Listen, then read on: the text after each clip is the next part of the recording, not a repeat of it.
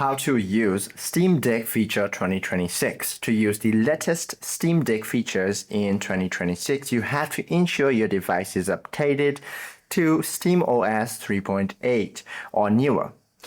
This update introduces substantial performance enhancements, better external device support, and optimized handheld customization.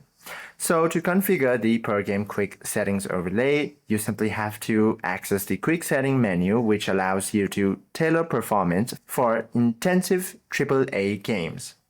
Simply have to press the quick access menu on your desktop and select the performance tab, then toggle use per game profile to save custom frame rate limits, refresh rates, and thermal design power constraints specifically for the game currently running.